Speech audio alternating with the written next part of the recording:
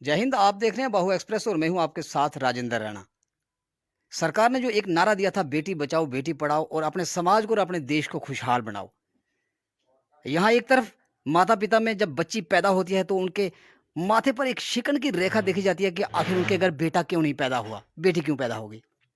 मगर आज के युग में बेटियों ने यह साबित कर दिखाया कि किसी भी क्षेत्र में बेटियां जो बेटों से कम नहीं हैं। हम बात करें सुंदरबनी की, तो सुंदरबनी से एक ऐसी लड़की जिसने ना कि अपने सुंदरबनी का, डिस्ट्रिक्ट राजौरी का, बल्कि पूरे जम्मू कश्मीर रियासत के साथ साथ देश का नाम रोशन किया। और उसने भारतीय वायुसेना के लड़ाकू दस्ते में एक पायलट के पद पर तैनात होकर, यानी कि इंडियन एयरफोर्स को ज्वाइन कर, यह साबित कर दिया कि किसी भी क्षेत्र में बेटियां बेटों से कम नहीं हैं। अभी हम बात करेंगे यहाँ पर जो 10वीं कक्षा के जो परिणाम घोषित हुए, उस परिणामों के सामने आते ही यहाँ बच्चों में और अभिभावकों में खुशी का माहौल था। तो बेटियों ने यहाँ पर ऐसा परचम लहराया कि हम इस बात की कल्पना भी नहीं कर सकते थे। एक सरकारी स्कूल में पढ़ने वाली बच्ची जिसने 95% नंबर लिए, और एक ऐसे गरीब परिवार से बच्ची जिसके परिवार में ना तो कोई सरकारी मुलाजिम है अथवा ना ही कोई पढ़ा लिखा उसका माता पिता था जो उसको पढ़ाए, लेकिन उसकी मोटिवेशन इस प्रकार की थी कि उसने आखिर ये टारगेट जो उसका सपना था वो साबित कर दिखाया। आपको मिलवाते हैं सुंदरबनी की गांव पतराड़ा की एक ऐसी बच्ची जो पतराड़ा के पतराड़ा के हाई स्कूल, सरकारी हाई स्कूल में पढ़ी और 95% नंबर उसने अचीव किए।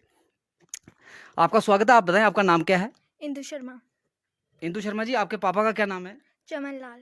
वो क्या करते हैं? किसी की शॉप पे काम करते हैं। चमन लाल जी किसी की शॉप पे काम करते हैं। तो आपके कितने परसेंट नंबर आए और आप कौन से स्कूल में पढ़े? मेरे 95% नंबर आए और मैं गवर्नमेंट हाई स्कूल पतराड़ा में पढ़ी।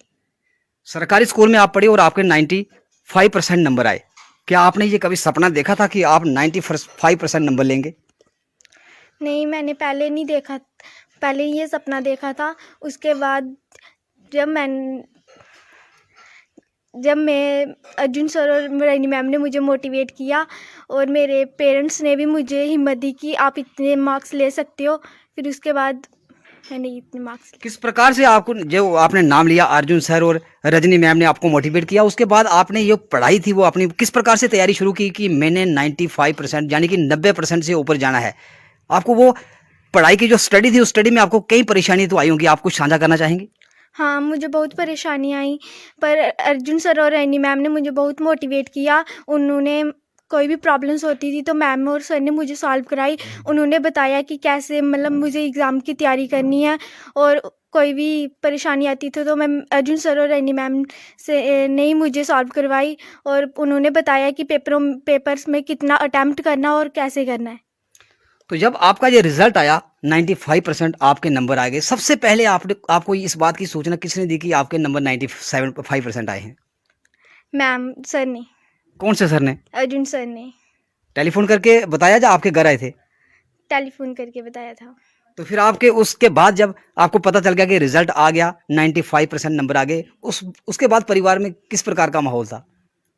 बहुत खुश थे। सबसे ज़्यादा तो मेरे दादू बड़े खुश थे। सबसे ज्यादा दादू खुश थे? हाँ। तो फिर दादू ने आपको कोई गिफ्ट वगैरह दिया? अभी तक तो नहीं, पर दादू बोल रहे थे कि दूंगा गिफ्ट, क्योंकि हमारे को उधर डेथ हो गई थी तो थोड़े उधर परेशान थे, तो नहीं तो दादू बोल रहे थे कि पर मैं कोई तो कोई गिफ्ट लेके दूंगा। तो अब आपका सपना क्या है कि आप पढ़ लिख कर जब अपने पाँव पे खड़े होंगे आप क्या बनना चाहेंगे? मैं आईएएस बनना चाहती हूँ। आईएएस ऑफिसर बनना चाहते हैं। आईएएस ऑफिसर बन के आप क्या करेंगे? सबसे पहले तो जो करप्शन हो रही है मैं उसके खिलाफ होंगी, और जो डॉक्यूमेंट वगैरह गरीबों से पैसे लिए जाते हैं उसके खिलाफ करूँगी। अच्छा, आप जो करप्शन, जो भ्रष्टाचार है उसको खत्म करने के लिए आप उसके खिलाफ एक मुहिम चलाएंगी। हाँ।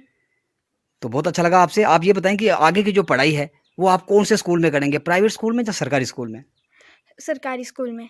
कौन से स्कूल में आप दाखिला लेंगी? High secondary school, girl high secondary school Sundarbani. Girl higher secondary school Sundarbani में इस बच्ची का कहना था कि ये गर्ल हायर सेकेंडरी सुंदरबनी सरकारी स्कूल में पढ़ेगी, और इससे पहले भी वो सरकारी स्कूल में पढ़ी और सरकारी स्कूल में पढ़ने के बाद 95% नंबर का जो उसका सपना था उसे साकार कर दिखाया। इसी के साथ कुछ एक और बच्चियां भी हैं, हम उनसे भी मिलवाएंगे आपको, क्योंकि ये सारी की सारी बच्चियां पतराड़ा स्कूल से हैं। हम इनसे जानना चाहेंगे कि आपके कितने प्रतिशत अंक आए और आपका सपना क्या है। आप बताएं आपका नाम क्या है? पायल शर्मा। पायल जी, आप कौन से स्कूल में पढ़े और आपके कितने % नंबर आए? मैं एमईआर हाई स्कूल हरदो मलाड़ा पढ़ी हूँ और मेरे 91% आए हैं। 91%। आपका क्या सपना है, आप बड़े होकर क्या बनेंगे? मैं एक अच्छी टीचर बनना चाहती हूँ, जो कि मुझे टीचर्स को देखकर ये मेरे अंदर मोटिवेशन आती है कि मैं एक अच्छी टीचर बनूँ और स्टूडेंट्स को भी मोटिवेट करूँ कि वो भी आगे अच्छे से देश की सेवा करें। आप जब सरकारी टीचर लग जाएंगी तो जो बच्चे आपके पास ट्यूशन पढ़ने आएंगे, आप उनसे कितनी फीस लिया करेंगी? जो गरीब है तो उन्हें तो मैं फ्री पढ़ाना चाहूँगी, बट जो ठीक है बट उनसे लूँगी, बट फिर भी मैं चाहूँगी कि बच्चों को ज़्यादा मोटिवेट ही करूँ, उनको अच्छे से पढ़ा दूँ, जितनी शिक्षा दे सकूँ इतनी। चलो बहुत बढ़िया। आपका नाम? बिकॉज 85%। आप बड़े होकर क्या बनना चाहेंगी? सर 87%। 87%। आप बड़े होकर क्या बनना चाहेंगी? सर मुझे डॉक्टर बनना है। डॉक्टर बनना है, यानी कि डॉक्टर बनने के बाद आप गरीबों के ऑपरेशन करेंगे और सबको काट चीर के घर भेजेंगी? नहीं सर, ऐसी बात नहीं है, जो बीमार होते हैं उनको तो ठीक करना ही पड़ता है। मतलब जो अननेसेसरी ऑपरेशन करते हैं डॉक्टर, आप उस पर प्रतिबंध कहीं ना कहीं लगाएंगे? जी सर बिल्कुल। बहुत अच्छा। आपका नाम? पलक शर्मा। कितने नंबर आए आपके? 85%। आप क्या बनना चाहेंगी? मैं इंजीनियरिंग करना चाहती हूँ आगे बड़ी होकर। इंजीनियर बन के आप भ्रष्टाचार करेंगे और उसके बाद जो बिल्डिंग और पुल बनेंगे वो गिर जाएंगे, तो फिर क्या होगा? ऐसी बात नहीं है, अच्छे से सब काम करना है, यही करप्शन को ख़त्म करना है, तो यही हमारी जिम्मेदारी है। धन्यवाद। तो ये थी पतराड़ा पंचायत की बच्चियां जो सरकारी स्कूल में पढ़ी और इन्होंने साबित कर दिखाया कि प्राइवेट स्कूल में पढ़ने वाले बच्चे ही नहीं जो अच्छे अंक लेकर पास होते, बल्कि सरकारी स्कूल में पढ़ने वाली बच्चियां भी किसी क्षेत्र में भी अपने आप को कम नहीं आंकती। आप देखते रहे बाहु express. Video journalist Sachin Rana के साथ सुंदरबनी से मैं राजेंद्र राणा।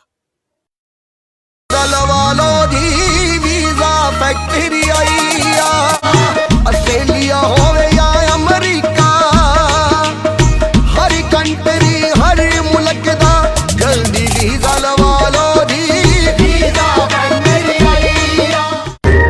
कभी बेड सोने के अलावा खेल का मैदान होता है, खाने की मेज पर खाने के अलावा अपनों का साथ होता है। इसीलिए तो हम कहते हैं कि एक मकान घर तब बनता है जब वो KS फर्नीचर से सजता है।